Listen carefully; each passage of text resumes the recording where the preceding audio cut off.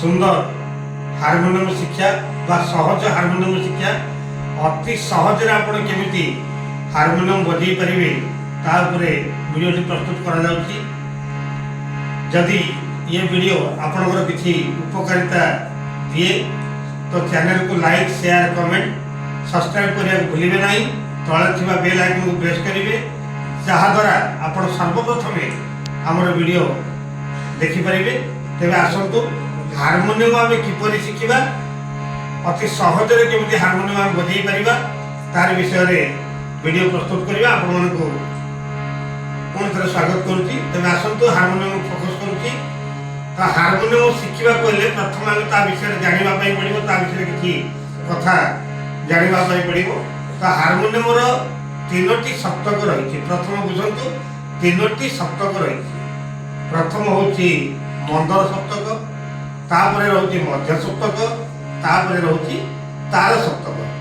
तो इंग्लिश रे कहले लो फ्रिक्वेंस मिडिल फ्रिक्वेंस एवं हाई फ्रिक्वेंस।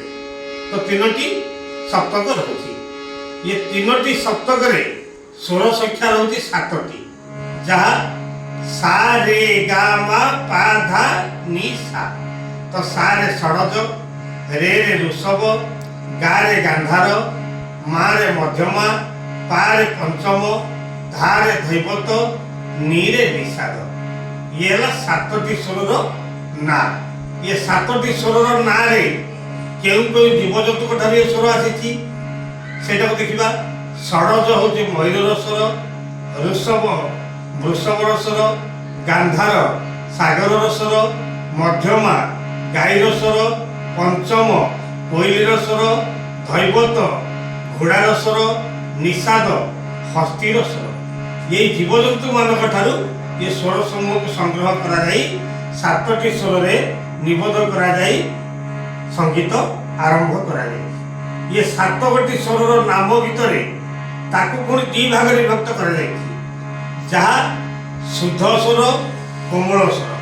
तो कोमल स्वर कौन कौन ना आप जो सा रे गा मा पा धा नी सा पा ये दुईटी अचल स्वर। आउ समस्त चलन अच्छी जथा रे कोमल रे अच्छी गा कोमल गा अच्छी मा तीव्र मा अच्छी धा कोमल धा अच्छी नी कोमल नी अच्छी। तो आप हिसाब करूँ 12टी तार स्वर संख्या 12टी होती 7टी नाम किंतु 12टी स्वर। सा कोमल रे शुद्ध रे कोमल गा शुद्ध मा तीव्र मा पा कोमल धा शुद्ध धा कोमल नी शुद्ध नी। तो ये माने 12 गोटी स्वर 7 गोटी नाम। तेज आसतु प्रारंभिक आपण को सारे गामा पाधा निशा 7टी शुद्ध स्वर को आम किपरि बजई पारिबा को आंगुठी कौन बजेबा ताहा देखा। यहाँ को केते स्पीडी बजेबा ताहा जानिबा। प्रथम आम देखा सा रे गा मा पा धा नी साटा आरंभ होची को आपण माने देखंतु। तो प्रथम कला रही पुणी दुई कला रही 3 कला 4 कला 5 कला एटा होची 6 नंबर कला। तो आप नजर करेंगे 6 नंबर कला ठारू आम 7 को आरंभ करिबा। एटा मध्य सप्तक 7 एटा मध्य सप्तक 7 बा मिडिल ऑक्टेव 7। तो एटा 6 नंबर कला स्केल एटा 7 करिबा।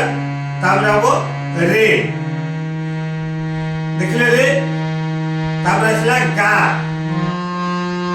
देखो गा तापर आसी मा मा तापर आसला पा तापर आसुची धा तापर आसुची नी तापर पुणी आसला तार सप्तक 7 जानी पारले। तो 7 को आपण माने बजेबे तर्जनी आंगुठी बा विषय आंगुठी बजेबे सा रे बजेबे मध्यम आंगुठी बा मझी आंगुठी गा बजेबे वृद्ध आंगुठी बा बुढ़ा आंगुठी मा बजेबे तर्जनी बा विषी पा बजेबे मझी बा मध्य धा बजेबे अनामिका बा परियामुटी नी बजेबे वृद्ध आंगुठी बा बुढ़ा आंगुठी सा बजेबे तर्जनी जानी पारले ये ला सा रे गा मा पा धा नी तार सप्तक सा तो हे गला बुझी गला पूर्व आंगुठी कोन बुझी बाजिबो ताहा मध्ये बुझी पारले एहा को आपण माने एक ताल रे जहा तालर ना होती तीन ताल ये तीन ताल रे आपण मन की अलंकार अभ्यास करिया पड़िबो तीन ताल कहले मात्रा होती 16 भाग 4 छंद होला 4 प्लस 4 प्लस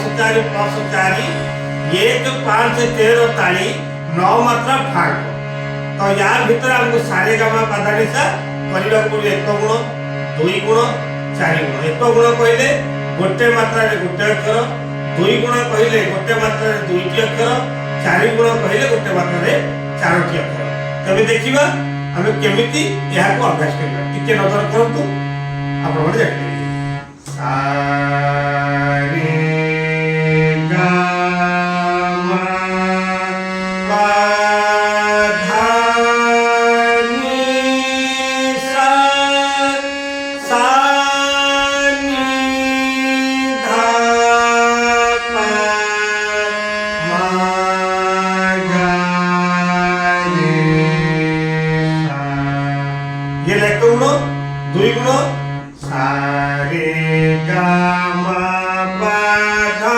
नी सा सा नी धा पा मा गा रे सा सा रे गा मा पा धा नी सा सा नी धा पा मा गा रे सा याला 2 गुण या प्रयोग करियो 4 गुण सा रे गा मा पा धा नी सा सा नी धा पा मा गा रे सा सा रे गा मा पा धा नी सा सा नी धा पा मा गा रे सा सा रे गा मा पा धा नी सा सा नी धा पा मा गा रे सा सा रे गा मा पा धा नी सा सा नी धा पा मा गा रे सा तो निश्चित भाव हम माने बुझी पारिथिबे एहा को आपण माने निश्चित भाव कमेंट माध्यम जणैबे आपण मन एई वीडियो टी केते सहाय्य आपण मन को कला बा केते शिक्षा रे